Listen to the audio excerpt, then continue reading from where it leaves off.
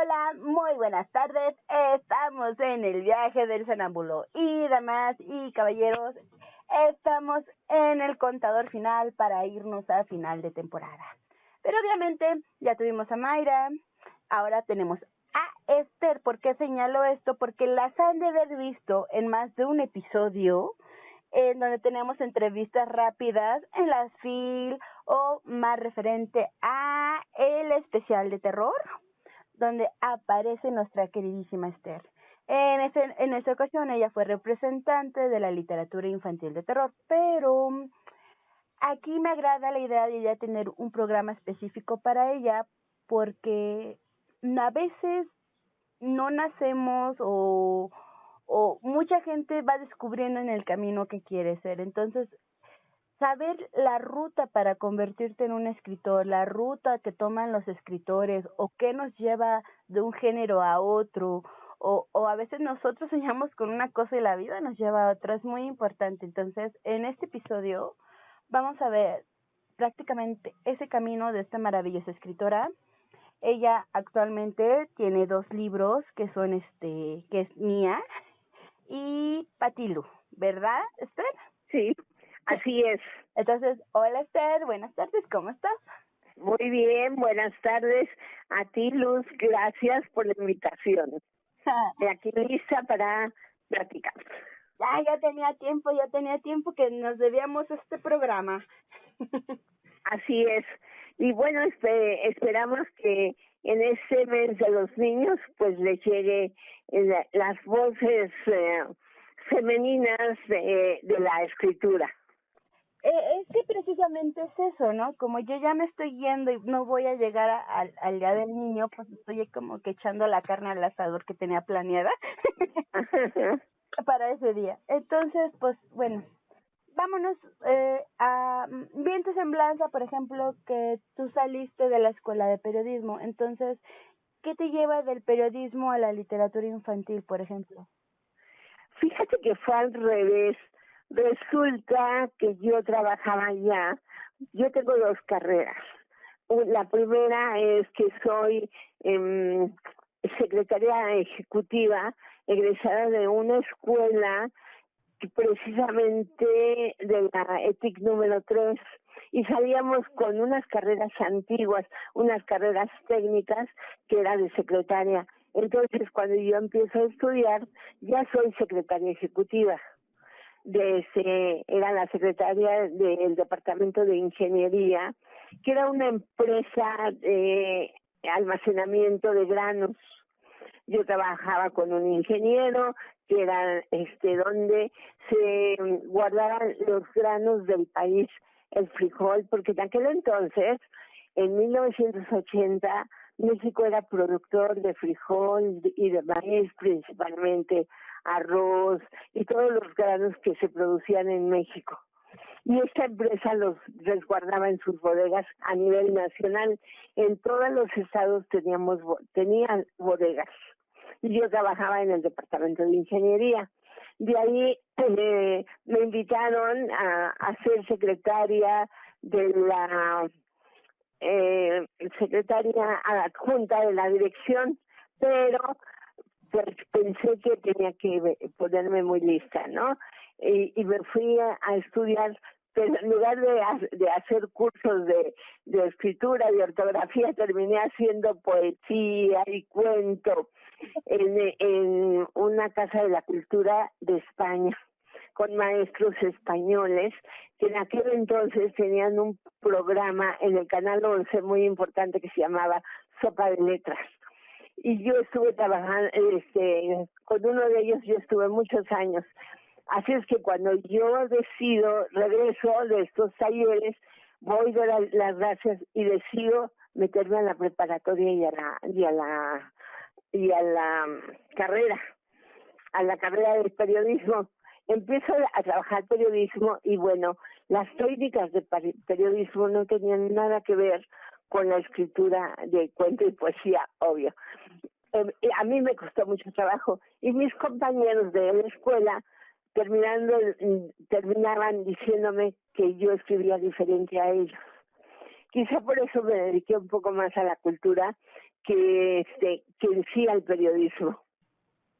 Y bueno, tuve suerte, un maestro de fotografía me llevó a una revista y empecé a trabajar en esa revista de arte, pero era de artes plásticas.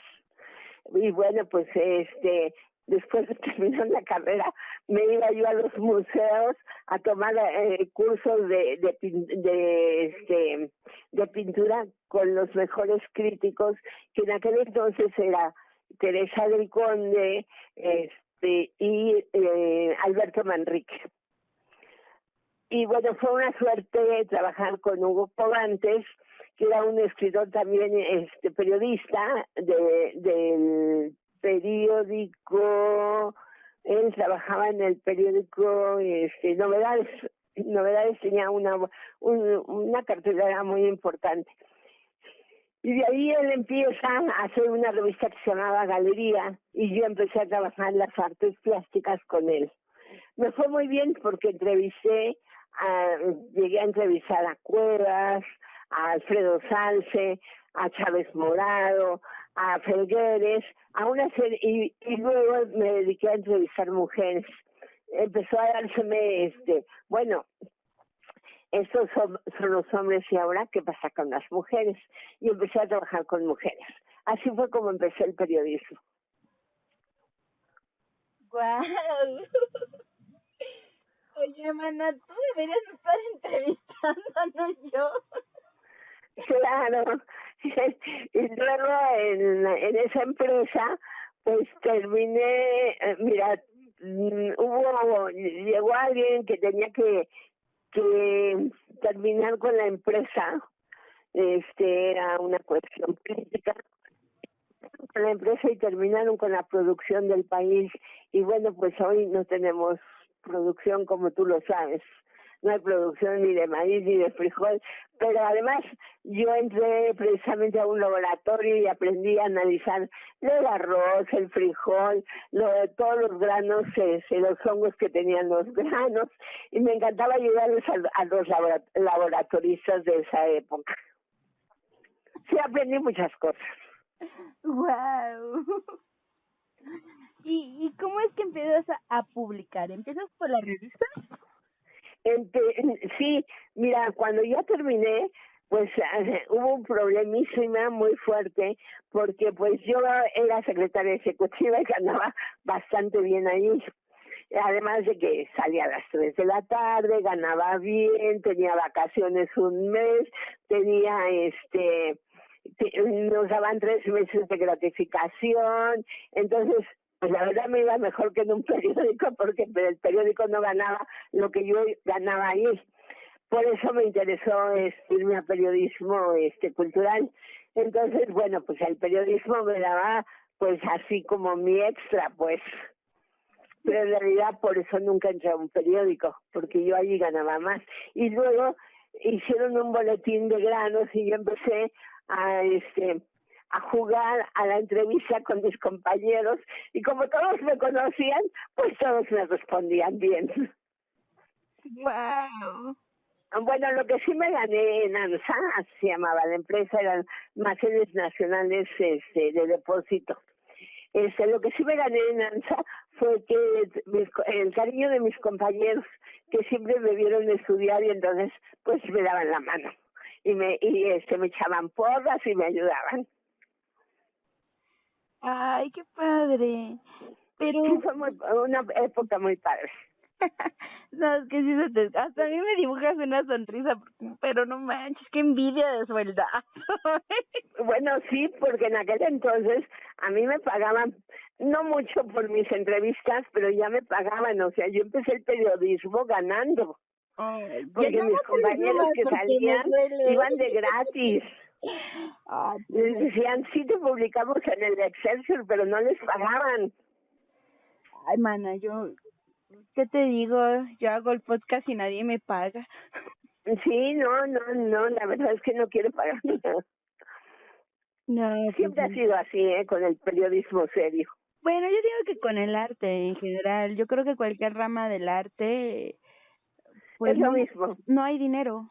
no hay dinero. No hay dinero. No, y muchos piensan que al artista o sea, la gente cree que al artista le van a pagar por publicar su libro, le van a pagar, pero en realidad muchos contratos, los que logran tener un pago, muchos contratos benefician más a las editoriales que a los escritores. Las Así es. galerías te cobran por exponer y aparte de eso te llevan una comisión si llegas a vender un cuadro, o sea que ya desde ahí empiezas en números rojos para exponer, entonces la verdad es que el mundo del arte ya lo sabemos y es muy difícil y es muy carente económicamente, no hay buenos sueldos, Claro, hay, así es. entonces pues es que no. La otra vez decía una amiga, imagínate que hubiera un concurso literario donde el premio sería un trabajo con derecho a antigüedad y todas las prestaciones de ley, digo, no manches, nos Así es. mataríamos. No, y luego, bueno, en esa empresa llegó un director y le llamaban el enterrador.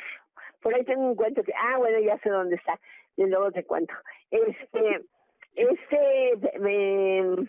Director, que era un político, empezó a terminar con esa empresa y entonces empezaron a liquidar empresas, empleados. Y ahí va la tonta de Esther Vázquez y pide su liquidación y que me mandan castigar a unos frigoríficos. Y me acuerdo que era mayo, hacía un calor como el de ahora, pero yo estaba castigada, entonces en el frigorífico hacía un frío, porque allí se guardaban algunas, empezó a haber un boom de fresa, y la fresa se exportaba. Y resulta que precisamente la mandaban a estas bodegas que estaba en la central de abastos. Y yo iba y hacía un frío y era mayo y tenía que ir con pantalón y abajo del pantalón llevaba yo mallas por el frío. Y además castigada, ¿no? Y entonces me acuerdo que me dijo él, pero yo ya habían abierto un boletín y yo trabajaba en el boletín, pero nunca les dije que yo era secretaria, allí nunca dije que era secretaria ejecutiva, porque ya para entonces yo trabajaba en el boletín. Y entonces me acuerdo que mi jefe me dijo, bueno, ¿y qué sabes hacer? Escribir como todos los periodistas, con tachones, y entonces no me daban cartas ni nada, puro castigo. Pero no sé, un día fue más chico y yo, el director de la revista fue a Petróleos Mexicanos a trabajar en una revista de petróleos mexicanos que se llamaban Los Petroleros. Y Los Petroleros fue muy famoso porque, bueno, todos los temas que incluye a la revista eran petroleros, sobre petróleos. Y me fui, ya fui. Y bueno, allí mi jefe me dijo, oye, pues tú no es para que estés aquí, porque no renuncias, y yo no tengo trabajo. Y en eso que me hablan y que me invitan a trabajar a Pemex. Bueno, ya con la ayuda de él me fui como liquidada, pero pues con menos de lo que me iban a dar, ¿no? Porque era el chiste, menos costos. Y la verdad me fui a Pemex y me fue muy bien también, pero iba por honorarios, no por plaza. Y las plazas en ese entonces costaban 100,000 pesos y pues nunca, en mi bolsillo no alcanzaba para los 100,000 de aquel entonces en que vendían las plazas en 100,000 pesos. Así es que date cuenta que en política la vida sigue igual. Ay, Dios mío, pues, ¿qué te digo? Exacto. Así, pero sí tuve suerte porque ya allí tuve oportunidad de viajar, de conocer centros petroleros, de escribir para esa revista que sí alcanzó, tenía buenos escritores. Y bueno, llegó una mujer que ya murió, que se llamaba Manola Saavedra. Y Manola Saavedra era una erudita. Estaba en la televisión y además así una mujer muy conocida, muy culta, y ella dirigió la revista. Y entonces de alguna manera yo le caí bien y me empezó, ¿qué te diré? Llegaba y decía, y además, si quieres que te vean, pues tienes que escribir así, así, así, de tal o cual manera. Y llevó a otra mujer que se llama Margarita Ramírez Mandujano. Margarita Ramírez Mandujano hoy es la jefe de redacción de La Jornada. Y éramos amigas, porque estábamos trabajando con Manuela Saavedra, aunque ella ya trabajaba en La Jornada. y con ellas, la verdad, fue cuando alcancé una buena escritura periodística. Pero salgo de ahí y pues la cosquillita de escribir cuentos se me vuelve. Hay una oportunidad de trabajar con Guillermo, un taller con Guillermo Samperio, y me regreso otra vez a escribir cuentos y poesía. Pero ¿qué me da? ¿Por qué lo hago? En un momento dado a mi madre se le da un infarto cerebral y mi vida comienza ahí, mi vida de escritora. Voy, consigo unas plazas en la CREP, me quedo sin trabajo mucho tiempo, voy a dar con Elena Poniatowska, me pagaba poco, pero me pagaba y con eso pues medio sorteaba y pues mi esposo también trabajaba, entonces pues ahí llevábamos la casa entre los dos. Cuando le da el infarto a mi mamá, a mí me da la vida la oportunidad de leer en voz alta para niños. Y llego y empiezo a aprender mis clases, entonces al lado de la cabecera de mi mamá, empiezo a leer en voz alta, pero para practicar la lectura. Esta parte es muy importante para mí, se empieza a practicar la lectura y me doy cuenta que mi mamá empieza a retomar palabras, a reconocer nuevas palabras, porque había quedado con problemas de articulación de palabras. Por ejemplo, te decía que ponme calcetines y te decía ponme calzones en lugar de decir ponme calcetines. Entonces empiezo yo a leer y mi mamá empieza a interesarse otra vez en la lectura. Ella había sido lectora alguna vez. Y cuando ella se levanta, yo empiezo con un cuaderno a ponerla a escribir. Por eso es tan importante escribir a mano, lo que tú haces dibujando y todo eso es muy bueno. Y resulta que yo llegaba con el neurólogo y mi mamá y mi cuadernito, y le decía, doctor, mire lo que hizo mi mamá. Y entonces el doctor veía mi cuadernito y me lo regresaba. Y ahí seguíamos, mi mamá era muy disciplinada, entonces me decía, yo tienes, cuando yo regresé ya escribiste de aquí a acá, y ya, y tales números, y le hice un teclado, y vas a volver un teclado del teléfono. Pues mi mamá se recuperó en un 90 y tantos %. No te voy a decir al 100, pero sí volvió a saberse números de gente que conocíamos y hablar bien, que era lo importante para mí, que se comunicara bien con nosotros. Y un día llego con el neurólogo, ve la lectura y me dice, señora, su mamá está lista para irse a capacitación, a una capacitación especial, porque mire, y entonces me enseñó cómo mi mamá había recuperado neurológicamente el sistema de escritura y de lectura, por cierto, para volver en esa rehabilitación. Y yo me sentía tan feliz, Luz, como no tienes idea. Y entonces la lectura y la escritura la tomé con toda seriedad, empecé a trabajar con toda seriedad y y bueno, en eso pues tuve que ir con una psicóloga, empezar a trabajar con ella, con una tanatóloga. Ella empieza a decirme que si yo escribo, pues que empiece a escribir sobre las tareas que me dejaba, y empiezo a escribir, y de ahí sale mi autobiografía. Voy con Charlotte a un taller de autobiografía y logro armar todos esos escritos que yo tenía pues sin cabeza, ¿no? porque eran respuestas a mis terapias. Y voy formando mi autobiografía y termino haciéndola con Charlotte. Realmente Charlotte es una mujer, híjole, ¿qué te puedo decir? Con ella logras hacer reales tus proyectos.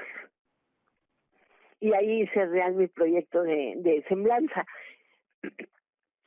Pero mi terapeuta me dice, bueno, ya es, ¿por qué no te jubilas? Porque empiezo a tener problemas también en la SEP, porque no soy educadora y tengo una plaza de educadora. Y ya me dice, pues jubílate. Y en esta jubilada, en la SEP yo aprendo a dar talleres. Voy a dar a un lugar donde me enseñan a dar talleres. Y yo le agradezco a la Secretaría de Educación Pública ese taller, porque con eso pude, terminando, había un proyecto en la SEP sobre escritura, para maestros jubilados, maestros de español y de matemáticas. Entonces, empiezo yo en el proyecto de lectura para jubilados.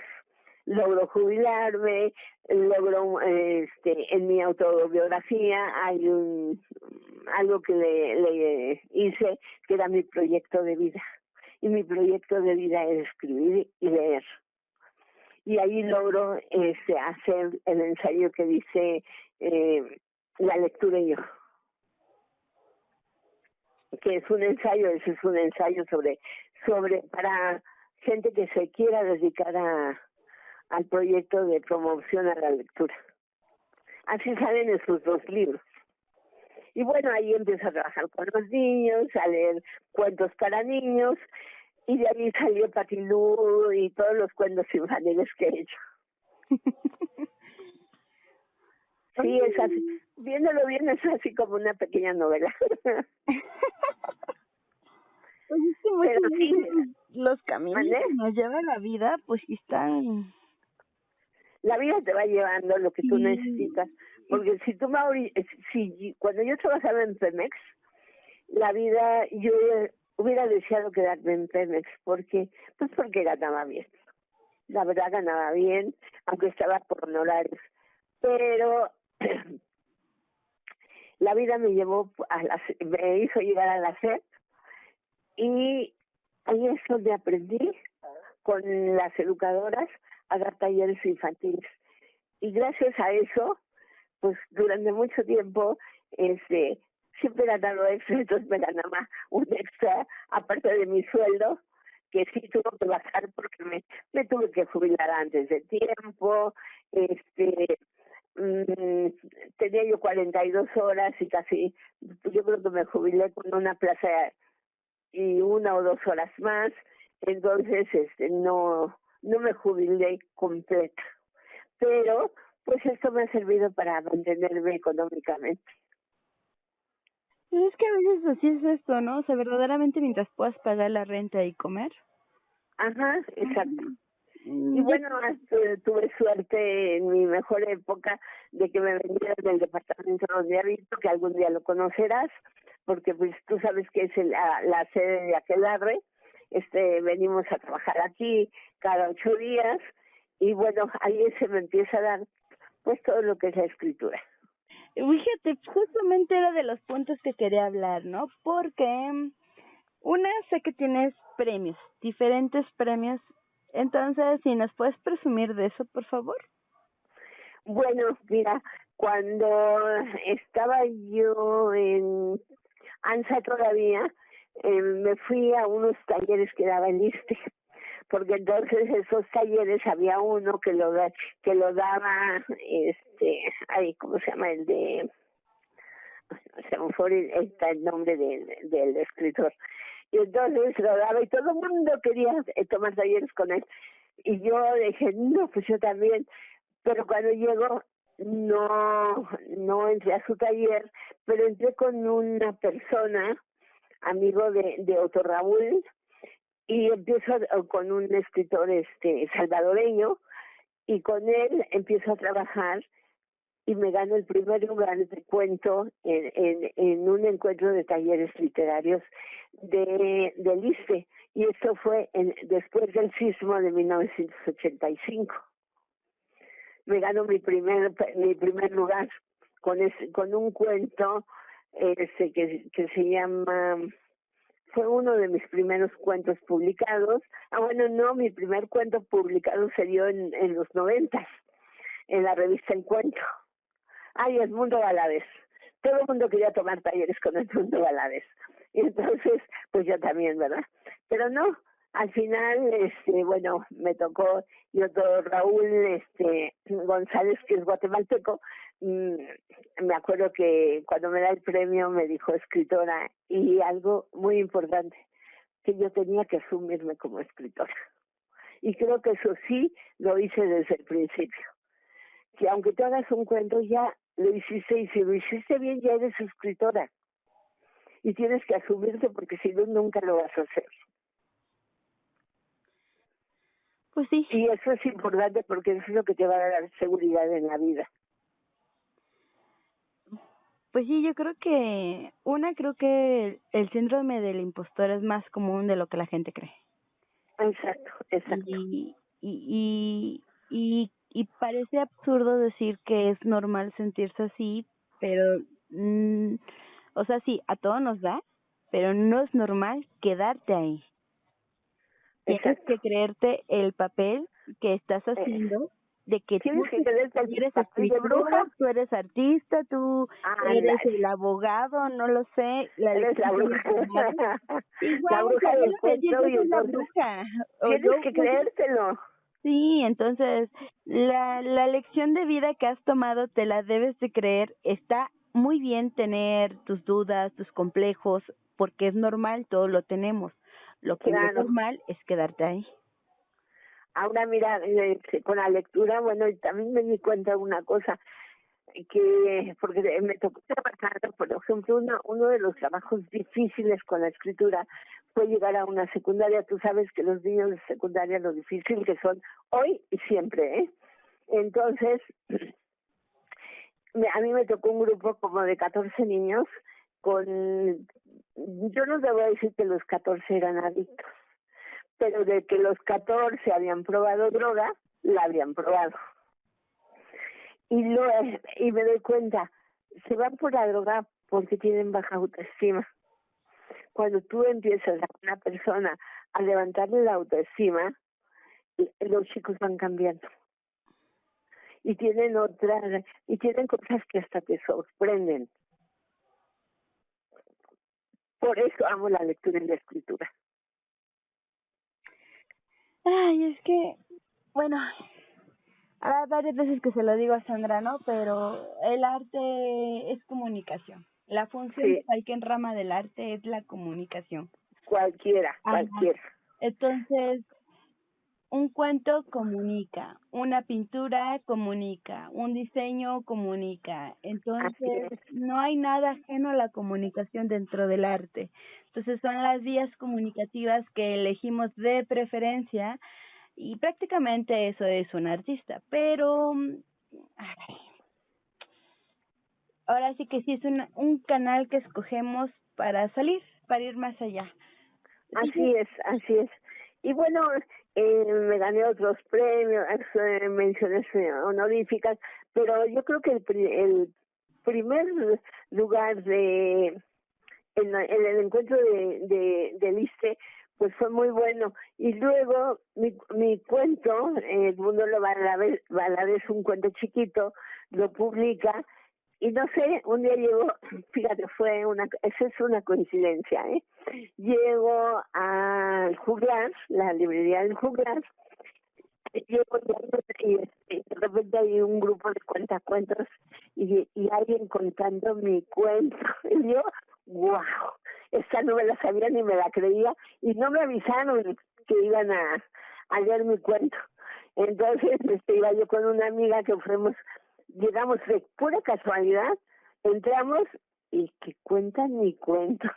Y yo, wow, esto sí fue una sorpresa. Que la vida también me ha dado muchos regalos. Muy bien, ¿y cómo llegamos? Perdón, síguele. Hay algo importante, hay que amar lo que haces, hay que amarlo. Lo que escojas, hazlo con amor. Bueno, ¿y cómo es que llegas a formular la historia de Mía y la historia de Patilú? Bueno, mira, después de todos estos 20 años, porque hace 20 años la lectura, también hice un programa en la Secretaría de Educación Pública que lo llamamos una amiga y yo. Bueno, yo lo titulé, La lectura no es tarea. Y empezamos a ir, había trabajado en escuelas para trabajadores y me decía, mira, en realidad lo hacíamos así de puro gusto eso, ¿eh? Nos íbamos a las escuelas secundarias para trabajadores que ella conocía y pedíamos permiso de leer a los alumnos y ella me decía, es que mira, ellos no tienen la oportunidad de ir a un museo, pues porque trabajan, porque se vienen a la secundaria en la noche, porque tienen que hacer las tareas. Entonces nosotros íbamos y les regalamos un ratito de lectura. Y así empezamos con el proyecto de La lectura no es tarea. Un día le digo, oye, ella se llama Rosalía, oye Rosalía, y si hacemos un proyecto y lo presentamos a nuestro, vamos a decir, la Secretaría está organizada de tal manera que hay unos directores operativos que controlan, por ejemplo, en este caso, que ella vivía en Azcapotzalco y yo aquí en la Cuauhtémoc, este director operativo precisamente controlaba todas las escuelas de Azcapotzalco y de la Cuauhtémoc. Y entonces empezamos a ir a leerles. Ay, no sabes, lo más maravilloso que te puedas imaginar, porque eran alumnos pues que ya eran grandes, mayores que nosotros, pero su nivel escolar, pues su nivel cultural es bajo. Entonces, yo ya para entonces yo ya conocía cuentos infantiles porque había estado en preescolar en un proyecto que se llamaba eh, era de lectura de atril. Y entonces, pero leíamos en equipo. Entonces ella y yo siempre leímos a dos voces y esto daba otra característica a la lectura. Empezamos a trabajar con ellos y nos dio tantos beneficios y nuestro proyecto duró como unos 6 años de trabajarlo hasta que ambas nos cambiaron de lugares y pues ya nos separaron y cada quien se tuvo que ir a trabajar a lo suyo, ¿no? Pero sí fue un proyecto muy bonito porque nadie nos pagaba y nos íbamos, saliendo de trabajar, que salíamos a las 6, nos íbamos a las escuelas para trabajadores a hacerlo de gratis. Y así empezamos hasta que, bueno, ya me jubilaron a mí, se tomé unos talleres en la Secretaría, en el Chopo de la universidad, que era abuelos lectores y cuentacuentos. Y entonces empezamos a ir a talleres de lectura en voz alta, aprendimos sobre la literatura infantil, que era yo un área que yo no conocía, y de ahí empiezo a escribir cuento infantil. Y bueno, pero mis cuentos infantiles tal vez sean un poquito, no son tan fantasiosos. Por ejemplo, Mía es una lagartija que se mete a mi casa y empieza a convivir conmigo. La primera vez me asustó, pero en eso el director de una de las revistas de arte que yo conocía era de Guerrero y me decía, no te preocupes, las lagartijas no entran a hacer daño ni están mandadas por ninguna bruja, entran a limpiar tu casa todo el polvo que está en los rincones. Y de ahí mi convivencia diaria con la gatijita. Patilú es una historia que me contó una compañera, porque ya en ese trance, pues aquí en la colonia logro meterme a un grupo de lectura en voz alta, un club de lectura. Entonces íbamos y leíamos y me cuentan la historia de Patilú y bueno, ya lo único fue pues volcarlo en una escritura, pero son, tal vez por el periodismo, pues son historias callejeras que yo logro meter al cuento, como ahorita acabo de hacer uno, que se llama El Panteón de los Zapatos. Es de terror, porque es terrorífico lo que pasó. Entonces de ahí me salen los cuentos de cosas pues que pasan en mis cuentos, ¿no? De ahí de cosas que pasan en la calle. Pero tal vez el periodismo lo traigo arraigado. Pues es que en realidad creo que al final todos mezclamos todo. No hay como algo que no nos enseñe en la vida, ¿no? O sea, sí, no. Yo creo, por ejemplo, la que es que tiene una carrera de médico, porque hay una cosa, los médicos también escriben mucho. Pues porque tienen las historias, los psiquiatras también escriben, los abogados también escriben. Yo me tocaron compañeros abogados en los talleres que yo llegué a tomar.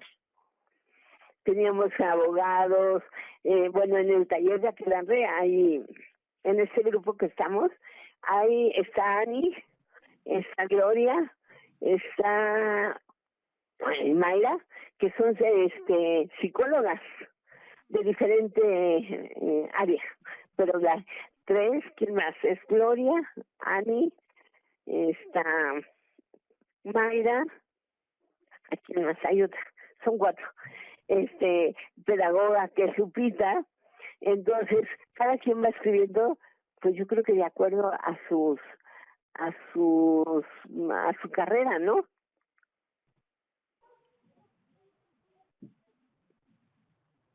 sí, totalmente, pues yo soy artista plástica y escribo mucho de arte.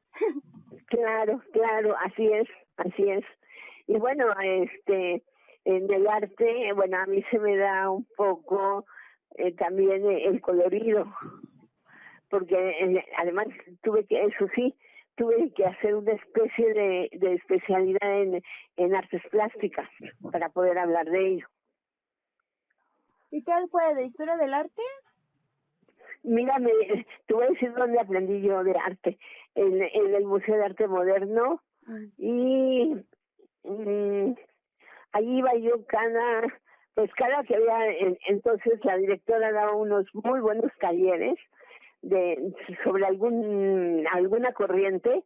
Entonces aprendí lo que era el manierismo, aprendí lo que era el Art Deco, aprendí lo que era el Art Nouveau, el Art Nouveau, aprendí pues casi todas las técnicas y a conocer, y luego el director también era pintor y era escritor de artes y música. Entonces me llevaba y me enseñó a leer las pinturas. Sí. Y bueno, todo esto en una entrevista con mi hermano me dice que viene a preguntarme dónde nací y dónde estudié. Yo dije, no, maestro, no vengo a eso, pero él se soltó a hablar de esas cosas y fue muy interesante. Pasa. Exacto. Bueno, y luego llevo algo que también ha sido importante en mi vida, 20 años en Tirano Blanco. Soy fundadora de Tirano Blanco. En aquel entonces también empiezan porque había un concurso de cuento, meto un cuento a concurso y no me saqué nada, pero sí la invitación a hacer un proyecto de una asociación de escritores. Y lo logramos en México, primero lo logramos en México y luego en España. Llegar a España, pues también para mí fue muy importante, porque ahí se dio mi primera traducción de un cuento de futurista, ecológico, y lo traducen al catalán. Entonces ya tengo mi primera traducción. Pero fue así, pues gracias a Tirano Blanco. Fueron 20 años donde fui fundadora y coordinadora editorial. Y bueno, aprendí mucho y ahora, bueno, me precio de estar con Aquelarre. Pues es que las casas también cambian, como caracolitos que vamos cambiando de Exacto, casa. exacto. Además, yo creo que hay un momento en que debe haber cortes. Cuando yo me voy de ANSA, porque hago un cambio, en mi autografía digo, bueno, y me fui, y me fui otra vez, pero por voluntad, no por obligación, pues. Es que es lo mejor, ¿no? Ya cuando entendemos que los lugares, las personas o las situaciones ya dieron todo lo que tenían que dar, lo más sano es decir adiós y que Exacto. se siga. Ahora que ya no soy en Tirando Blanco, decía un amigo, te felicito y le digo, ¿por qué? Me dijo, porque estás creciendo. Dije, no lo había pensado. No, es que verdaderamente cuando llegamos al punto del adiós, yo creo que todo nos abruma menos lo que va a llegar, ¿no? O sea, Ándale, yo ándale. creo que nos duele tanto soltar que nos cuesta abrir fácilmente las manos para decir, venga lo nuevo, ¿no? Venga lo nuevo. Y bueno, en esta ocasión, bueno, lo hice sin pensarlo, pero bueno, aquí estoy en una forma renovada. Así es lo mejor. Los Y bueno, así cambian gracias un montón de contigo, cosas, pero pues, con Ani, con Juan Carlos, también he vivido otras cosas en estos, em, bueno, a Ani la conocí poquito antes, ¿qué te diré? Bueno, a Charlotte la conocí en 2012 cuando dio el taller de autobiografía. De ahí voy a su lugar de encuentro que tenía, no sé si tú lo llegaste a conocer, su sala de lectura. Y como estaba yo con ella, me invita a presentar un libro precisamente de Tirano Blanc en su sala de lectura. Y bueno, tengo la suerte de que el ensayo de lectura, pues Charlotte le hizo el prólogo. Entonces, sí, muy padre. En realidad, te digo, yo creo que soy una escritora que pues ha tenido o suerte o el trabajo me ha ayudado a que se me abran las puertas. Y no precisamente de Rica. Te voy a contar una historia que se dio precisamente con esos niños que te platicaba yo, con ese grupo de niños con problemas, ¿no? Con problemas emocionales. Entonces llega y me dice una chica, porque ese programa era para escuelas de bajo rendimiento. Entonces íbamos y trabajábamos la lectura, el chiste era levantarles las calificaciones a estos chicos. Entonces esa chica pues va y se mete a mi taller y de repente pues me contó una historia un poco aterradora porque ella me platica que era hija de dos líderes de bandas de la Morelos. Yo no sé si te acuerdas que en la Morelos alguna vez se oíste hablar de una banda que se llamaba Los Pitufos. creo que sí. Famosa porque pues eran terribles. Eran como los panchitos en el sur, allá por Tacubaya. Bueno, entonces esta niña me dice, ay maestra, yo me sentía tan orgullosa de mi papá, porque pasaba y el de los helados me regalaba mi helado, el de los dulces me regalaba mis dulces, el de la panadería me regalaba mi pan. Entonces yo me sentía muy, muy, muy contenta del papá que tenía. ¿Y tú cómo le dices a una niña, oye, pero eso está mal, ¿no? Y me quedé callada. Y de repente dice, pero un día encontré a mi papá a media calle, golpeado. Ya para entonces, primero se cuidaba de que yo no lo hubiera drogado, pero el día que lo vi, pues ya le importó poco y ya se drogaba delante de mí. Y un día me lo encuentro golpeado, tirado, pateado, orinado, para no decir algo más, ¿no? Y que fue donde se me cayó mi papá. Bueno, él había sido el jefe de los pitufos y su mamá era la jefa de las pitufas. Los dos eran líderes Y entonces, esta chica además muy bonita, muy bonita. Me dice, y maestra, yo no quiero ser prostituta como mis primas. Entonces voy a estudiar para ser escritora. Y luego vuelta y me dice, ay, te vas a carcajear, maestra, ¿cuánto gana un escritor? Bueno. Cuando vemos dinero es mucho. Bueno, tú le muestras lo que quieras. Pues sí. Ya anunció, ¿verdad? ¿Mandé? ¿Ya se acabó? No, sigues grabando. Ah, bueno, ok. Entonces me dice, yo no quiero ser prostituta. No, pues está muy bien, le digo, no. ¿Y cuánto gana? Y yo me quedo callada, pues porque no ganamos nada, ¿no? Y entonces me dice, maestra, no la voy a robar. Y yo, cállate, muerta de risa. Y claro que no tiene ni que robarme, pero sí quedó con la idea de que, bueno, dije, mejor que crea que gana uno mucho y que se ponga a estudiar. Y no sabes, todo el grupo subió calificaciones. Y mejoraron, hicimos una presentación muy bonita en esa escuela, le puse el Festival de la Palabra. Yo les había prometido a los chicos que iban a leer un lunes en la escuela, y para toda la escuela. Entonces había uno que ese sí tenía problemas muy fuertes de adicción, y me decía, de veras, maestra, de veras vamos a leer para la escuela, sí te lo prometo. No leímos para la escuela, pero sí leímos en un evento especial para los directores operativos. Y llegaron los los directores científicos. Para eso, unos días antes, el chico se pelea con nosotros. El programa era en contraturno, ¿no? Eran niños de la mañana, pero yo tenía que trabajar después de la salida. Entonces, trabajaba yo 2 horas con ellos. Y entonces logramos, escogí cuentos chiquitos, así muy pequeñitos, y ya decía que ellos escogieran.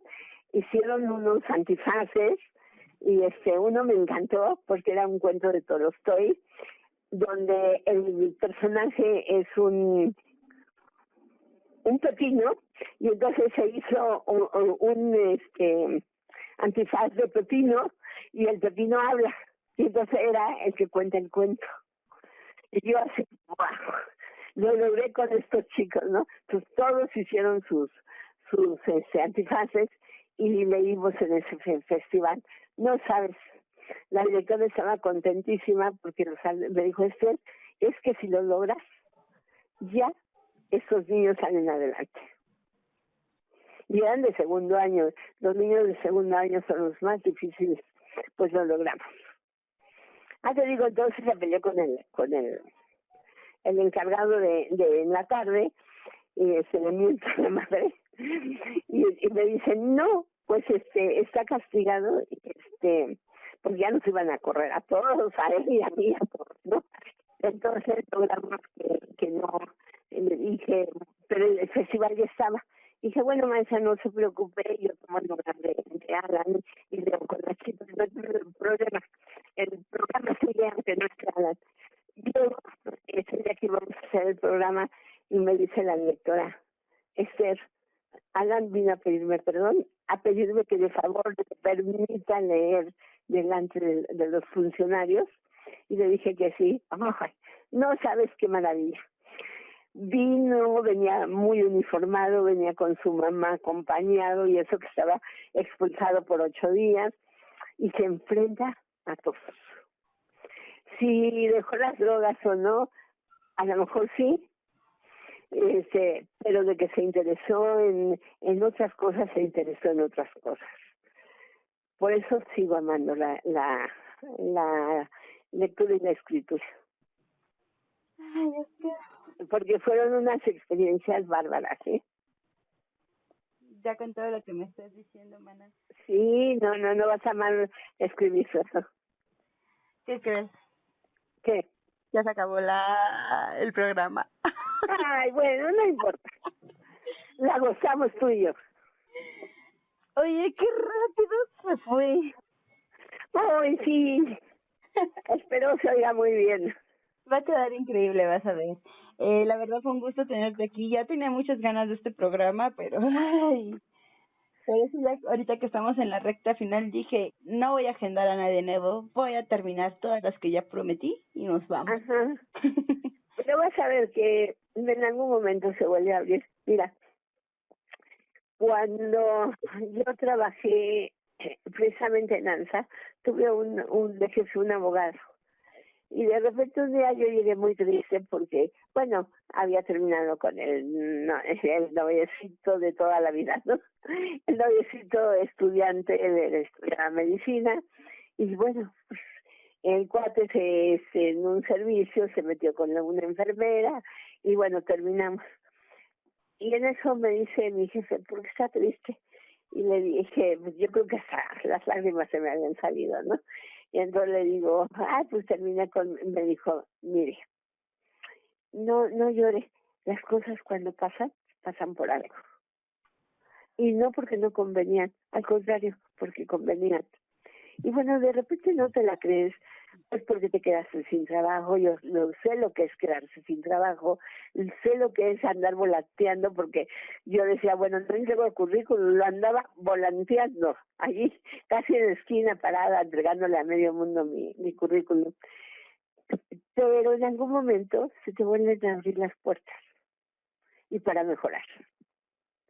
Te digo algo de lo que yo siempre quise quedarme con Pemex, no se me hizo, pero qué bueno, porque llegué a la SEP, ganaba menos, sí, pero aprendí algo, a dar talleres.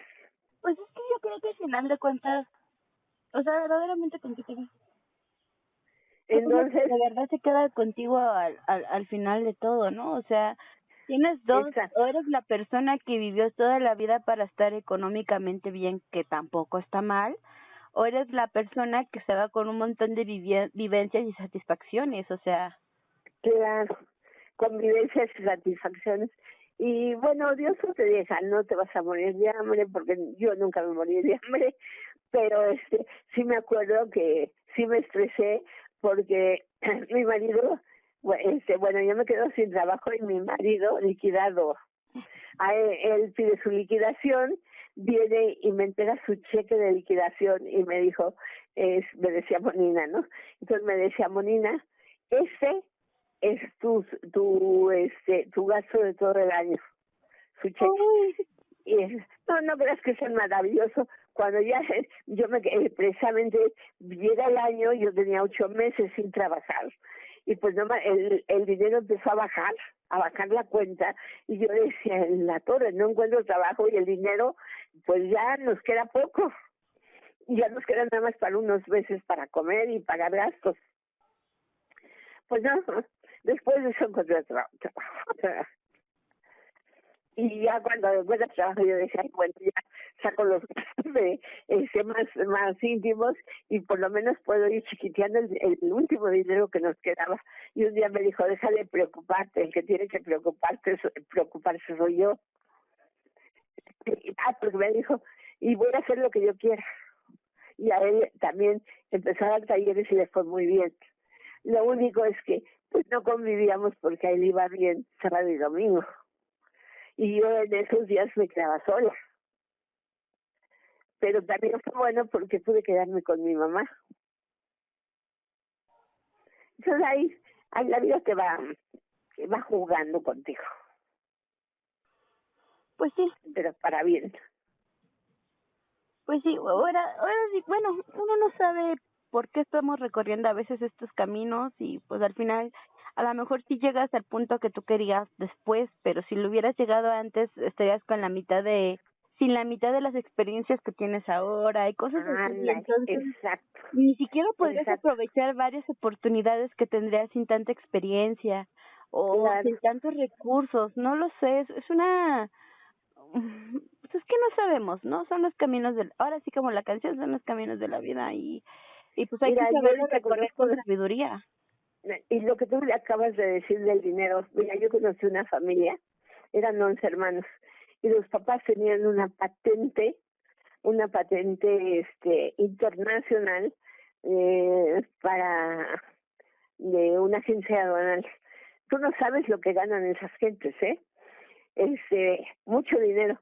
Bueno, uno de ellos ahorita le dije, bueno, vámonos, te dejo por ahí, y tuve que darle para el taxi, porque después de tener tanto dinero, el hombre ahorita le dio un infarto cerebral del que está saliendo, ya sin trabajo, se peleó con los hermanos, están peleados, se pelearon los bienes, y la otra día le decía a su hermana, oye, vendan esa casa ya les está gritando que tienen que venderla, se está acabando, ya no la vas a poder vender como casa, ya la descuidaron, no le metieron dinero, los papás se fueron y en el pleito no le metieron ni pintura.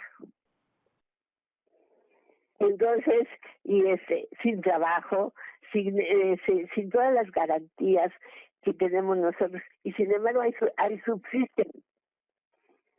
Entonces, yo sí le doy gracias a Dios de la madre que tuve, de todo esto que he pasado y de tener, pues una pensión baja si tú quieres, pero la tengo.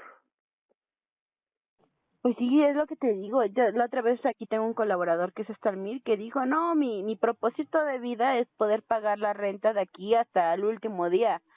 Y estoy total y completamente de acuerdo con él.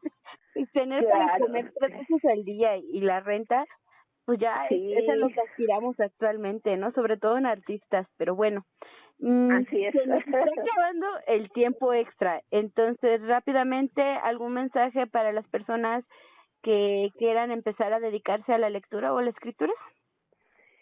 Pues nada más, mira, más que la que quiere, bueno, el que quiera dedicarse, que se dedique. Es una satisfacción de lo más grande que hay. Siempre y cuando lo hagas con amor, que hagas tu proyecto de vida, no importa cuál. No sé cuál sea tu proyecto de vida, a lo mejor la cocina, a lo mejor no, pero hacerlo con el gusto de hacer, con el amor de hacerlo. Y yo sí le diría, a lo que te dediques, dedícalo con amor y con el gusto. Si me voy a meter a la cocina, bueno, mi mamá siempre se metía y le quedaba cada cosa riquísima. Pero bueno, y tú también eres oaxaqueña, y los oaxaqueños No, son yo no buenos soy cocineros. oaxaqueña. Yo soy ¿Ah, del no? DF, no. Ah, yo pensé que eras de Oaxaca, fíjate. No, yo soy, mi mamá es de Oaxaca, ella Ah, sí, pero yo soy del bueno, DF y mi papá es del DF y mis bisabuelos por parte de mi papá, uno era español y la otra era africana. mira, por ahí ando yo, por ahí ando yo. Mi mamá sí era de Oaxaca, de la ciudad de Oaxaca, porque no era ni del Istmo, era citadina de la ciudad. Mi papá era del Estado de México. No sé por qué fue a dar a Oaxaca. Sin él no estaría yo. Y entonces, y yo soy de acá. Pero tenía un novio que me decía que yo era de feña de nacimiento, pero con costumbres oaxaqueñas. Y yo creo que sí, ¿eh? Pues porque mi mamá era oaxaqueña, no nos dejaba salir a la calle, teníamos que estar haciendo algo con las manos siempre. Ella fue muy buena modista porque trabajó en casas de modas de Oaxaca y aprendí a coser. Entonces, pues lo que nos toca vivir, Luz, Pues sí, es bonito. pues no vámonos Bien. con esa reflexión, porque ahora sí ya estamos en tiempo límite y eso sería todo. Muchas gracias Esther por estar aquí, de verdad disfruté muchísimo el programa, no tienes idea de lo bonito que fue. Ok, gracias. Eso sería todo, nos vemos, muchas gracias producción, muchas gracias Alfin, nos vemos. Y un día, un miércoles 20, los miércoles nos juntamos el grupo de aquelarre. Claro, Ándale, ok. nos vemos.